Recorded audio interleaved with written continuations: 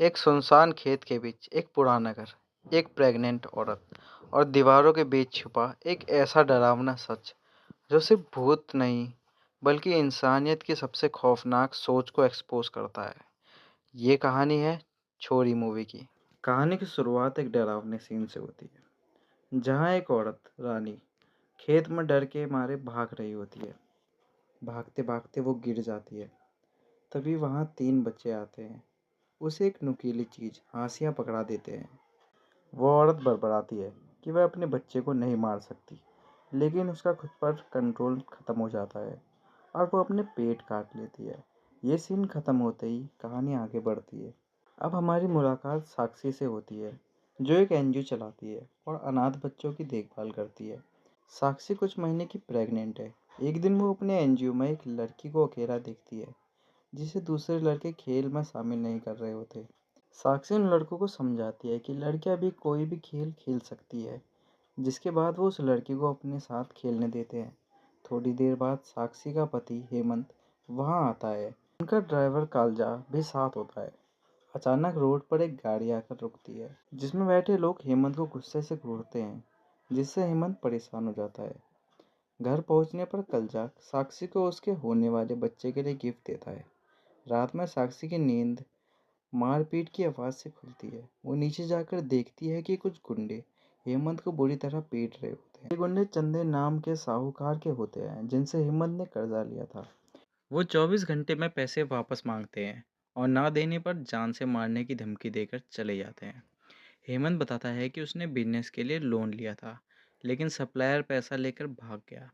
साक्षी कुछ दिन के लिए कहीं और चले जाने की सलाह देती है। तभी कालजा आता है और उन्हें 300 किलोमीटर दूर एक सुनसान गांव जाने की सलाह देता है, जहां सिर्फ 5 घर है और उसका अपना भी एक घर है।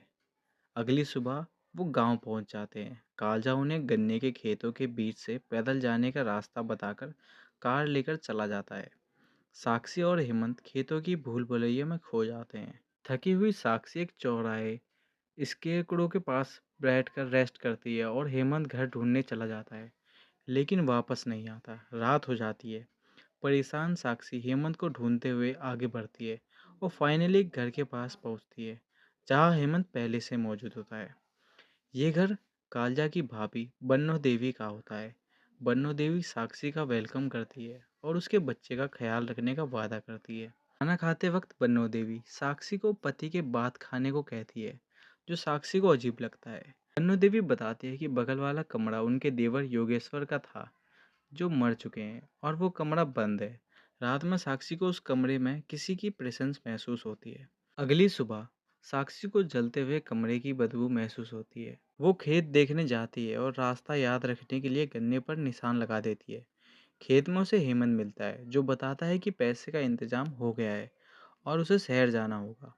हेमंत के जाने के बाद पन्नू देवी साक्षी को एक कहानी सुनाती है, एक कौवे की, जिसके अंडे नागिन खा जाती है, और कैसे कौवे ने चिड़िया के घोंसले में अंडा रखकर अपनी संतान बचा ली। ये कहानी सुनकर बन्नो इमोशनल हो जाती है और साक्षी के माथे पर बिंदी लगाकर उसे अपने जैसा बताती है। अगली सुबह साक्षी को घर के बाहर एक अजीब औरत दिखती है, जिसके पेट पर बड़ा सा निशान होता है। ये रानी है, जिसे फिल्म की शुरुआत में दिखाया गया था।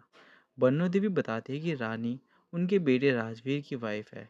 वो प्रेग्नेंट थी, लेकिन खेत में गिरने से मिसकैरेज हो गया और ऑपरेशन करना पड़ा, जिसके बाद वो पागल और गूंगी हो गई है। राजवीर उसे छोड़कर शहर चला गया। बन्नो भी कहती है कि साक्षी और उसका बच्चा अब उनका है। रात को बन्नो के जाने के बाद साक्षी को 3 छोटे बच्चे घर में खेलते दिखते हैं। वो खुश होकर उनके पीछे जाती है, लेकिन तभी बन्नो आकर उसे डांट देती है और बच्चों से दूर रहने को कहती है। साक्षी को ये बात अजीब लगती है। साक्षी को फिर से वो बच्चे दिखते हैं। वो उनके पीछे बंद कमरे में जाती है, जहाँ एक पुराना टेप रिकॉर्डर मिलता है, जिसमें एक औरत लोरी गा रही होती है और बच्चों को खेलने की आवाज़ आ रही होती है। साक्षी को लगता है कि बन्नो कुछ छुपा रही है। उसी रात हेमंत वापस आ जाता है। साक्षी उसे यहाँ से भागने को कहती है, लेकिन जैसे ही वो जाने लगते हैं, कालजा हेमंत पर हमला कर देता है और बन्नो साक्षी को बेहोश कर देती है। होश आने पर साक्षी खुद को बंधा हुआ पाती है। बन्नो उसे सच बताती है।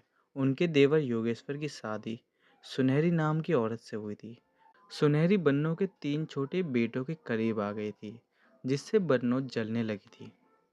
जब सुनहरी प्रेग्नेंट हुई, तो बन्नों ने योगेश्वर से उसकी पिटाई करवाई, जिससे योगेश्वर की गलती से डेथ हो गई। इसके बाद बन्नों और कालजा ने सुनहरी और उसकी न्यूबॉर्न बेटी को जिंदा जला दिया और बच्चे को कुएं में फेंक दिया। उन्हें बचाने के लिए तीनों मासूम बच्चे भी कुएं में कूद गए और मर गए। मतलब बन्नों की पुरानी कहानी झूठी थी। असल में उन्होंने सिर्फ इसलिए मारा था क्योंकि वो लड़की थी और उनका वंश आगे नहीं बढ़ रहा था। सुनहरी की आत्मा बदला लेने लगी और राजवीर की बाकी पत्नियों के बच्चों को मारने लगी। इस श्राप से बचने के लिए तांत्रिक ने कहा कि कोई प्रेग्नेंट बहू 3 दिन यहाँ रहेगी।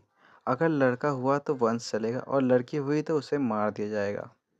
बन्नो बताती है कि साक्षी को 3 दिन यहाँ रहना होगा ताकि राजवीर की शहर वाली वाइफ गीतांजलि का बच्चा बच सके। यहीं पता चलता है कि हेमंत ही असल में राजवीर है। उसने साक्षी से शादी सिर्फ इसलिए की थी ताकि उसके जरिए अपना वंश बचा सके। सुनहरी की आत्मा साक्षी को पूरा सच दिखा देती है। साक्षी उसका दर्द समझ जाती है और बन्नो, कालजा और राजवीर का सच सामने लाती है। जब राजवीर साक्षी को मारने जाता है, तब सुनहरी की आत्मा आकर तीनों को मार देती है। साक्षी वहां से भाग जाती है और रास्ते में उसे वही 3 बच्चे मिलते हैं जो उसे खेत से बाहर का रास्ता दिखाते हैं। रानी भी उसके साथ बाहर आ जाती है। दुनिया की एक डरावनी सच्चाई दिखाती है। ये मैसेज देती है कि बेटियां बोझ नहीं, बल्कि किसी भी वंश की असली पहचान होती है। ये मूवी आपको अच्छी लगी हो तो वीडियो को लाइक, कमेंट और चैनल को सब्सक्राइब करना ना भूलें ताकि हम ऐसे ही धमाकेदार मूवी आपके लिए लाते रहें। मिलते हैं आपसे ऐसी ही धमाकेदार मूवी के साथ। के लिए धन्यवाद।